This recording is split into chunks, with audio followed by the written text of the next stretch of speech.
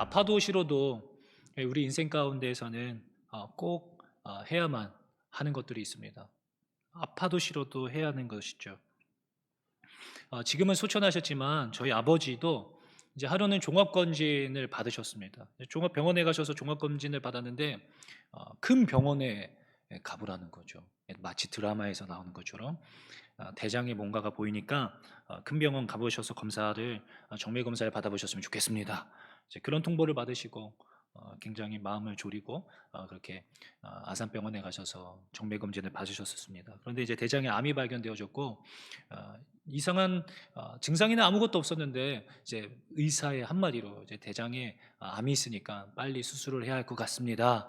이제 가장 빠른 시일 내에 수술 날짜를 잡으시고 예, 너무 싫은 거죠. 아무런 증상도 없고 아무런 삶을 살면서 불편한 것도 아무것도 없었는데 의사의 한마디 말에 아파도 싫어도 하고 싶지 않아도 수술대 위에 누우셔야만 했었습니다. 이것이 지혜로운 것 아니겠습니까? 결국 그것이 그 수술이 나를 살리기 때문에 지금 당장은 괴롭고 싫어도 수술을 해야 하는 것입니다. 그러나 어리석은 사람들일수록 나이가 어린 친구들일수록 지금 당장 너무 무섭고 싫기 때문에 지금 당장은 별다른 문제가 없으니까 아무리 주변에서 그렇게 경고하고 말의를 해주어도 절대 안 하죠. 대표적으로 치과 진료 같은 것 그런 것 아니겠습니까? 저도 그런 이야기 정말 많이 들었어요. 호미로 막을 것을 가래로 막았다. 치과 가서 떼우면 금방인데 조금 긁어내고 충치 썩은 거 긁어내고 떼우면 금방인데 아프다고 절대 이 만을 보여주지 않고 아파도 안 아픈 것처럼 버티다가 신경치료까지 가고 또 신경치료도 했는데도 안 되니까 이를 뽑게 되는 그런 지경까지 가게 되는 것이죠. 그 길을 먼저 걸었던 선배들이 아무리 경고하고 말해주어도 지금의 그 삶이 너무나도 달콤하고 좋으니까 절제하지 못하고 끊어내기 싫어서 끊어내지 않는다라면 결국 더 큰 병에 걸리게 되어지고 고통받게 되어지는 병들게 되는 것입니다. 이것이 우리의 신앙생활에도 마찬가지입니다. 우리가 알고 모르고 짓고 있는 모든 죄악이 우리를 결국 이러한 영적인 병에 걸리게 만들 뿐만 아니라 우리의 삶에 엄청난 영향을 끼치게 되어지게 되어집니다.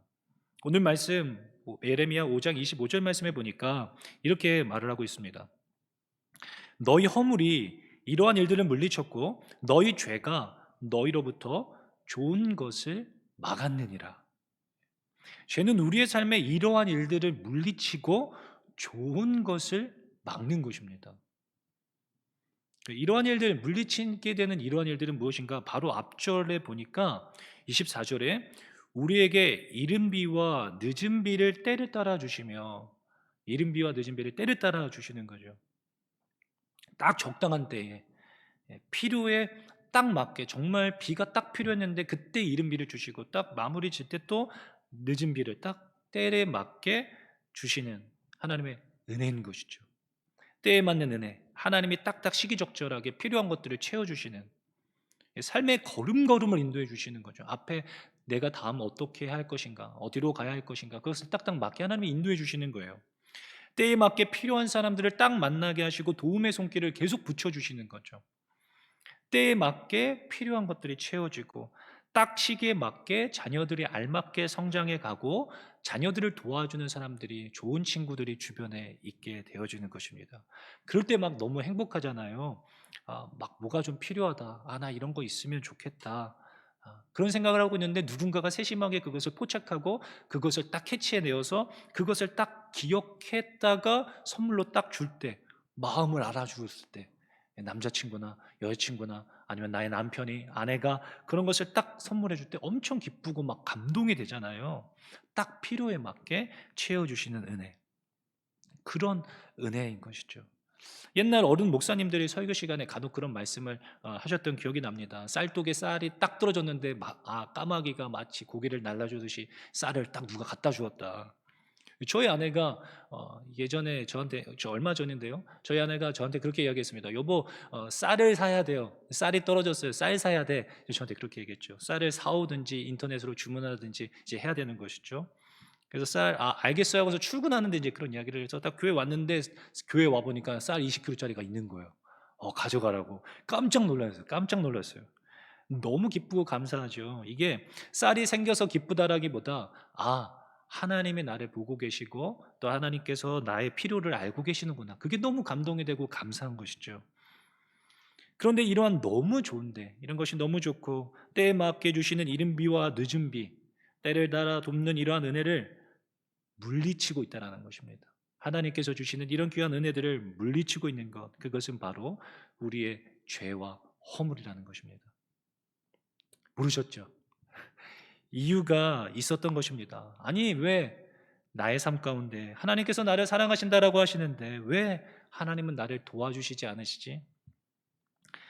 우리는 우리의 삶 가운데에서 반드시 기억해야만 할 것입니다. 우리의 죄악이 하나님이 주시는 이른 비와 늦은 비, 때를 따라 돕는 은혜를 물리치고 있는 것입니다. 너희 허물이 이러한 일들을 물리치고, 그런데 뿐만 아니라 오늘 말씀은 너희 죄가 너희로부터 좋은 것을 막았다라고 또 기록하고 있습니다. 좋은 것도 막았다라는 것입니다. 좋은 것은 무엇일까요? 건강, 물질의 축복, 자녀가 잘 되는 복, 모두 다 중요한 좋은 것들입니다. 그러나 이제 예수님 말씀하셨습니다. 마태복음 7장 9절로부터 11절 말씀해 보니까 너희 중에 누가 아들이 떡을 달라 하는데 돌을 주며 생선을 달라 하는데 뱀을 줄 사람이 있겠느냐? 그럴 사람 절대 없죠. 너희가 악한 자라도 좋은 것으로 자식에게 줄 알거든 하물며 하늘에 계신 너희 아버지께서 구하는 자에게 좋은 것으로 주시지 않겠느냐 이제 말씀하셨습니다. 좋은 것으로 주시겠다라는 것입니다. 왜냐? 너희들은 내 자식들이니까. 이것이 부모님의 마음이죠. 알아서 최고 좋은 것으로 하나님께서 아버지께서 자녀에게 딱 필요한 것을 주고 싶으시다는 것입니다. 주신다라는 거예요. 이것을 누가복음 11장 13절에서는 똑같은 말씀인데 누가는 이렇게 기록하였습니다. 너희가 악할지라도 좋은 것을 자식에게 줄 알거든 하물며 너희 하늘 아버지께서 구하는 자에게 성령을 주시지 않겠느냐. 누가는 그 좋은 것을 성령이라고 말을 하였어요. 정말 좋은 것, 정말 좋은 것, 그 성령을 아버지께서 구하는 자에게 주시지 않겠느냐 말씀하셨습니다. 가장 큰 복은 성령 충만. 아까 찬양하연 가사와 같이 하나님 아버지 안에 있는 복인 줄로 믿으시기를 바랍니다. 하나님 아버지 품 안에 우리가 있다. 두려울 것이 없는 거죠. 두려울 것이 없습니다. 요즘 세상이 얼마나 두렵습니까? 뉴스를 이렇게 정말 보고 싶지 않죠. 뉴스를 보고 싶지가 않습니다. 너무 서로 헛듣고 폭로하고 비방하는 막 뉴스. 그리고 오미크론 이야기. 근데 또 이제는 전쟁 이야기. 이제 앞으로 경제가 얼마나 어려워질지, 세상이 얼마나 어려워질지, 막 이런 이야기가 계속적으로 반복되어지고 있습니다. 세상 사람들은 모두 근심과 염려, 이제 두려움, 이제 더 나아가서 공포에 이제 휩싸여 가고 있습니다. 그런데 염려 많고 근심 많은 이 세상에서 희한하게 어떤 무리의 사람들은 세상이 줄 수 없는 평안을 누리고 있는 것입니다. 평안을 누리고 있어요. 상황이나 환경과 상관없이 아버지 품 안에서 성령이 충만하여 사랑과 희락과 화평과 오래 참음과 자비와 양성과 충성과 온유 절제, 이러한 성령의 열매가 주렁주렁 맺혀 있는 것입니다. 그러한 무리의 사람들이 있어요. 조급하지가 않습니다. 염려하지가 않아요. 세상이 어떻게 변해가든 두렵지가 않습니다. 담대해요. 마음의 평강이 떠나지 않습니다. 그리고 오히려 안타까워하죠. 그렇게 병들어가고 있는 세상을 향한 안타까움에 그들 안에 누리고 있는 기쁨을 나누어 주고 싶어 하게 되어집니다. 상황과 환경에 따라 그들의 심령이 변하지가 않습니다. 신기하죠? 참 신기합니다. 모두 이 감정, 이 자리에 앉아 계신 금요기도에 나와서 이렇게 피곤한 중에서도 또 코로나가 극심한 가운데서도 나와서 함께 찬양하며 예배하고 있는 모든 분들이시라면 아마 그 감정이 어떠한 감정인지 맛보아 아시는 분들인 줄로 압니다. 찬송가 85장 4절, 이제 제가 참 좋아하는 찬양인데요. 그 가사에도 이러잖아요. 예수의 넓은 사랑을 어찌다 말하랴. 주 사랑 받은 사람만 그 사랑 알도다. 그 받은 사랑, 그 예수님의 사랑을 받은 사람만 그 마음을, 그 사랑을 알 수 있는 것입니다.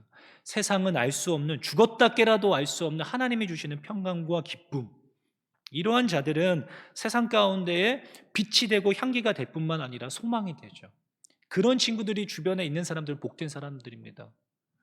내 잔이 차고 넘쳐서, 흘러 넘쳐서 내 주변에 있는 사람들에게도 흘러가는 것입니다. 그것이 영향력이죠. 빛과 소금은 가만히 있어도 영향력이 발휘되어집니다. 예. 베드로전서 3장 15절 말씀처럼 세상은 우리 안에 있는 소망에 관한 이유를 묻게 될 것입니다. 예. 아니, 최 씨는 걱정도 없나? 염려 없어요? 묻는 거죠. 아니, 어쩜 그렇게 늘 웃고 다닙니까? 이유가 뭐예요? 당신은 왜 항상 그렇게 웃고 다니는 거요? 좋은 것이 가득한 삶, 너무 좋죠. 그런데 문제는 이렇게 좋은 것을, 거룩한 주의 자녀가 된 누려 마땅한 이 좋은 것을 우리로부터 막는 것이 있다라는 것입니다. 다 똑같은 하나님의 자녀들이지만 이렇게 살 수 없게 만드는 것, 그것이 바로 우리의 죄와 허물이라는 것이죠. 우리의 죄악이 때를 따라 돕는 은혜와 좋은 것을 막고 있는 것입니다. 단순히 우리가 범죄하면 하나님이 참고 참으시다가 더 이상 안 되겠다 하실 때 징계하시는 어떤 그런 벌하심 뿐만이 아니라 우리의 영혼과 삶을 좀먹으면서 병들게 하는 지대한 영향을 끼치는 것, 하나님으로부터 단절시켜버리는 것이 바로 우리의 죄악이라는 것입니다. 내가 알고 있건 모르건 짓고 있는 모든 죄악이 나도 모르게 점차 병들어가는 것입니다. 제가 예전에 사역할 때 그랬던 적이 있습니다. 사역을 제가 그래도 되게 이렇게 제 스스로 되게 재밌게, 이렇게 스스로 재밌어하면서 되게 이렇게 하는 사람인데, 어느 순간 갑자기 사역이 너무 버겁고 너무 힘든 거예요. 사역이 제가 막, 그래서 뭔가 단절된 느낌이 있고, 설교를 하는데도 뭔가 막 전하고 싶고, 아, 이것을 빨리 아이들과 나누어야 되겠다, 막 그런 마음이 아니라 이게 적어놓은 텍스트를 읽고서 내려온 듯한 어떤 그런 느낌들, 그런 느낌들이 막 드는 것입니다. 그리고 사역에 막 활력이 불어넣어지고 막 하나님과 즐겁게 사역한다라는 그런 느낌이 들지 않고 사역이 점차 짐처럼 느껴지기 시작했던 것입니다. 그래서 제가, 내가 무언가 하나님과 멀어졌구나, 내가 더욱더 열심을 내야 되겠다 싶어서 아침에 1시간, 저녁에 1시간 기도하고, 또 말씀을 읽고, 또 큐티를 하고, 또 영적으로 좀 더 정신을 차리고 깨어있기 위해서 부단히 애를 썼던 적이 있습니다. 그런데 말씀을 보다가 이 말씀이 갑자기 비수처럼 와서 꽂혔습니다. 오늘 본문 말씀입니다. 너희 허물이 이러한 일들을 물리쳤고 너희 죄가 너희로부터 좋은 것을 막았느니라. 문제는 그게 아니었구나. 하나님의 은혜 가운데 머물기 위해서 애를 쓰다가 하나님이 깨달아 알게 해주신 것이겠지만, 본질적으로는 나의 죄악이 이러한 일들을 막아 좋은 것을 막고 있었던 것이구나, 하나님으로부터 단절시키고 있었던 것이구나. 그래서 저는 생각하기 시작했습니다. 내가 어떤 죄악을, 하나님 앞에 어떤 죄악을 범하고 있었을까. 저희 같은 과 친구 중에 학교 학생이었었는데요, 참 이렇게 뭔가 많은 친구들을 힘들게 하는 친구가 있었습니다. 목사님 아들이었는데, 목사님 아들이었는데 막 교회 권사님이 자기 몇 백만 원짜리 자전거를 사줬다는 거예요. 그래서 그 자전거를 학교 가지고 와가지고 아버지 차를 끌고 와가지고 거기다 싣고 와가지고, 권사님이 사줬다고 그 몇 백만 원 자전거를 막 이렇게 보여주고, 또 그러면서 사역에 대해서 막 이렇게 저렇게 막 얘기를 하면서 많은 친구들의 마음이 막 상처 입고 막 그랬었던 그 친구가 있었습니다. 그러다 보니까 친구들끼리 모이면 그 친구 흉도 보고 너무나 당연하게 그 친구에 대해 안 좋은 이야기들 막 이렇게 하고 있었던 거죠. 근데 저도 모르게 마음속으로 그 친구에 대해서 정죄하고 판단하고 선을 긋고서 그 친구에게 멀리하면서 그렇게 지냈던 적이 있었습니다. 그런데 그런 마음이 그냥 아무렇지 않게 그런가 보다 하고 오래 품고 있으면서 그 감정이 하나님께서 기뻐하지 않으신다라는 마음이 들기 시작했습니다. 하나님께서 그 감정을 싫어하셨던 것이죠. 이것 때문이었구나. 그때 본능적으로 거의 분명하게 깨달아 알아줬습니다. 하나님께서 그 감정을 해결하시기를 원하신다는 것을.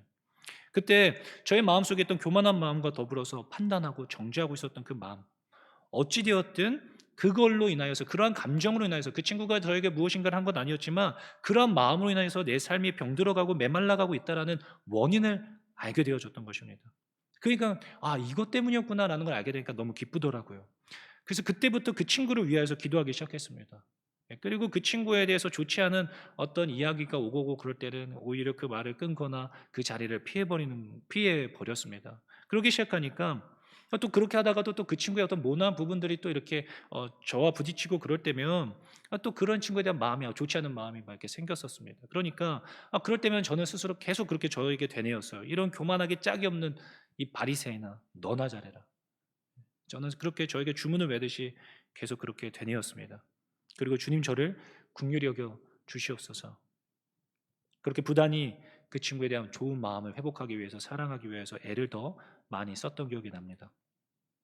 그러니까 거짓말처럼 정말 마음이 자유해지고 이 찬양이 막 흥얼거려지는 거죠. 그렇게 기도하고 기도에서 나오면 찬양이 흥얼거려지고 마음속에 무엇인가 벅차오르는 어떤 자유함, 어떤 그런 꽉 차는 마음들이 있었습니다. 다시 삶이 회복되어진다는 것을 경험하였습니다. 그런 일이 있다 보니까 이제 그 이후로부터 더 생각하게 되더라고요. 사역적으로 무엇인가 단절된 느낌과 하나님으로부터의 거리가 느껴질 때면 늘 저의 삶 가운데 하나님으로부터 멀어지게 하는 죄악이 무엇이 있을까 고민하고 씨름하기 시작했습니다. 왜냐하면 그 죄악보다도 하나님과의 단절이 너무 두렵고 싫은 거죠. 그렇기 때문에 그 죄를 반드시 해결하고 싶은 열망이 더 강해지기 시작했습니다. 사랑하는 성도 여러분, 물리적으로 어떤 사람의 마음을 아프게 하거나 혹시 어떤 죄를 짓거나 하는 것만이 어떤 죄가 아닙니다. 내 마음 속에 하나님이 기뻐하지 않는 감정을 계속 머물게 하는 것 또한 굉장히 심각한 죄악이라는 것을 우리는 명심해야 할 것입니다. 그런 말이 있잖아요. 새가 내 머리 위로 지나가는 것은 어쩔 수 없지만 그 새가 내 머리 위에 앉아서 둥지를 틀지 못하게는 막을 수 있다는 것입니다.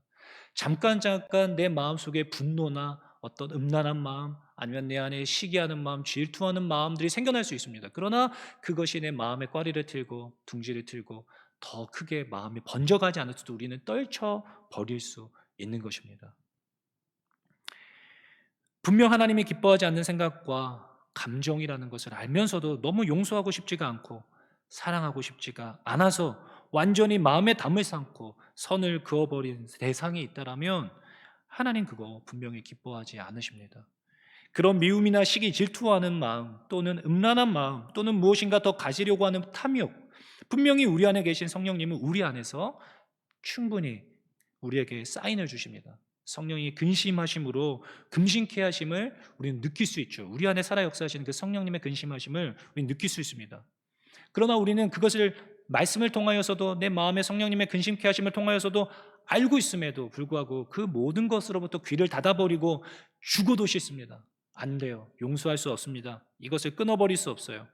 이것을 포기할 수 없습니다. 라는 지금의 당장의 내 감정에 이기적인 욕망의 탐욕에 나를 내어 던져 버림으로 하나님으로부터 단절되어 버리는 것입니다.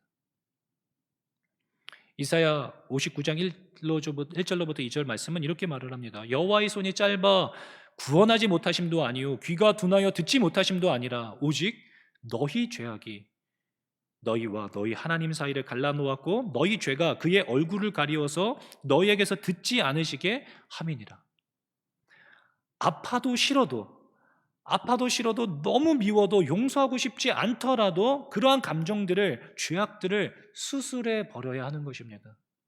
결국 그러한 알면서도 해결하지 않고 있는 우리의 죄악이 현재의 달콤함이 우리의 영혼을 병들게 할 것입니다. 하나님으로부터 오는 때를 따라 돕는 은혜와 좋은 것을 가로막는 것이죠. 아파도 싫어도 우리는 반드시 해결해야만 합니다. 해결하지 않는 죄악은 우리의 영혼을 좀먹고 그렇게 내 삶은 점점 피폐해지고 메말라가고 병들어가게 되어 있습니다. 심지어 누가 봐도 명백히 저 사람이 잘못한 것입니다. 운전을 하고 가는데 누군가가 뒤에서 내 차를 박아놓고서는 사고 한 번 하지 않고 뻔뻔스럽게 돈 줄 테니까 병원 가시고 돈 줄 테니까 차 수리하세요. 그런 식으로 말하고 오히려 굉장히 불쾌해한다면 너무 마음이 상하고 화가 나죠. 얼마나 마음이 상하겠습니까? 복수해주고 싶고 용서해주고 싶지 않고 합의하고 싶지 않죠. 그러나 그 사람을 미워하는 마음이 우리 안에 계속된다면 그것도 하나님이 기뻐하시지 않는 죄악이 될 수 있습니다. 결국 내 손해죠, 내 손해. 나를 위해서라도 미워도 싫어도 아파도 용서하고 내 안에 죄악된 감정들을 빨리 떨쳐내어 버려야만 합니다.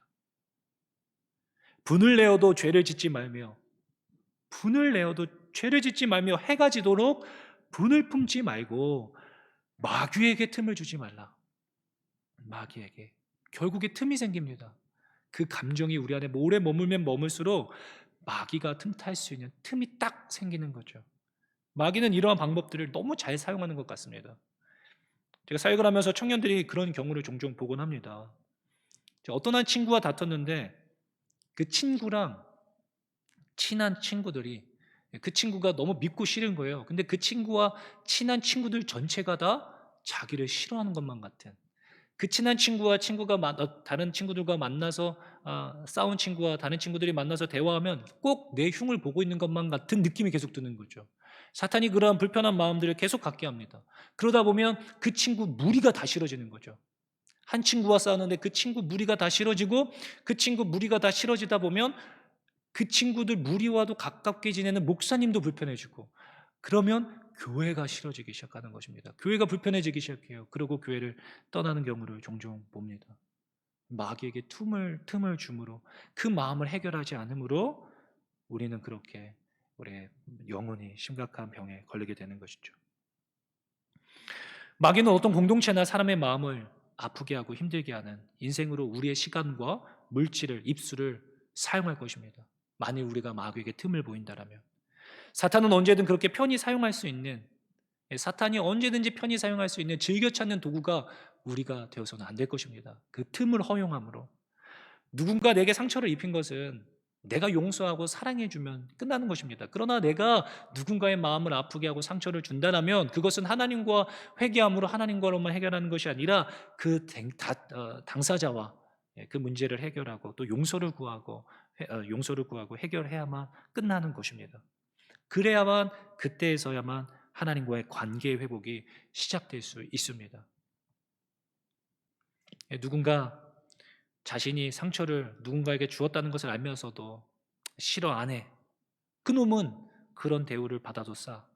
라는 마음으로 하나님이 기뻐하시지 않는 마음을 가지고 있으시다면 우리가 하나님께 드리는 모든 예배와 헌신은 아무 의미가 없을 수 있습니다. 마태복음 5장 23절 24절 말씀에 예수님이 이렇게 말씀하셨거든요. 그러므로 예물을 제단에 드리려다가 거기서 내 형제에게 원망 들을 만한 일이 있는 것이 생각나거든 예물을 제단 앞에 두고 먼저 가서 형제와 화목하고 그 후에 와서 예물을 드리라. 예물 드리러 온 것입니다. 예물 드리러 왔는데 뭔가 마음에 꾀름직하고 찔리는 게 있는 거죠.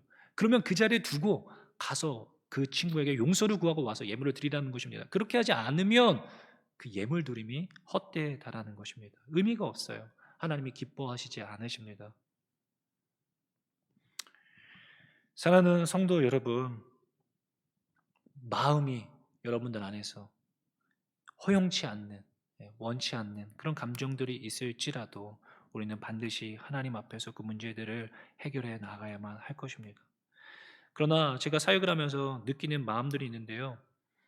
청년들이 그 마음이 상해서 찾아오는 청년들이 많이 있습니다. 관계 속에서 마음이 상해서 찾아오는 거죠. 청년들끼리 싸우기도 많이 싸웁니다. 그런 마음이 참 속상합니다. 예, 정말 속상해요. 그런데 한쪽은 어떻게든 해결하고 싶어서 저에게 도움을 요청하는 친구들이 있고, 한쪽은 결단코 싫다는 것입니다. 아무렇지 않게 그 친구와 저는 더 이상 상대하지 않을 거예요. 그 친구는 더 이상 저는 이제 신경 쓰지 않고 그냥 무시하고 살 겁니다. 그리고는 평소랑 똑같이 예배하고 평소랑 똑같이 지내는 모습을 보면 너무 가슴이 아픈 거죠. 그런데 참 희한하죠. 잘못은 저 친구가 더 많이 하고 실수를 한 건데 하나님 앞에서 결국 더 씨름하는 친구가 결국 사과하는 것입니다. 미안하다고, 나 용서해 달라고. 왜냐하면 교회를 같이 다니고 있는데 그렇게 같이 교회를 다닐 수가 없는 거죠. 아무렇지 않게 한 공간 안에서 하나님을 아무렇지 않게 찬양하고 예배할 수가 없는 것입니다. 그래서 사과하는 거예요. 정말 눈물 나죠. 그런 친구들 보면 너무 예쁘고, 저는 그런 생각이 듭니다. 그런 친구들 하나님께서 어떻게 보실까? 정말 그 친구들 인생이 하나님께서 책임지시는 복된 인생이 될 것이라 저는 확신합니다. 하나님 앞에서 충분히 그렇게 고민하고 씨름하면서 어찌되었든 하나님의 기쁨이 되기 위해서 거룩을 선택하는 것이죠. 사랑하는 성도 여러분, 아파도 싫어도 우리는 거룩을 향하여서 걸음을 떼야만 합니다. 아파도 싫어도 우리는 사랑해야만 합니다. 아파도 싫어도 우리는 용서해야만 합니다. 왜냐하면 너무 좋으신 하나님이 우리 아버지시기 때문에, 우리는 거룩하신 하나님의 자녀들이기 때문입니다. 우리는 먼저 그 구원의 은혜, 십자가 대속의 은혜가 무엇인지를 맛보아 아는 자들이기 때문에 우리는 아파도 싫어도 용서하고 사랑하고 거룩을 향하여서 걸음을 뗄 수 있는 자들입니다. 오늘 이 밤 한 주를 마무리하시면서 아파도 싫어도 아버지를 너무 사랑하기 때문에 거룩을 선택하실 수 있는 저와 여러분들 되실 수 있기를 예수님의 이름으로 축원합니다.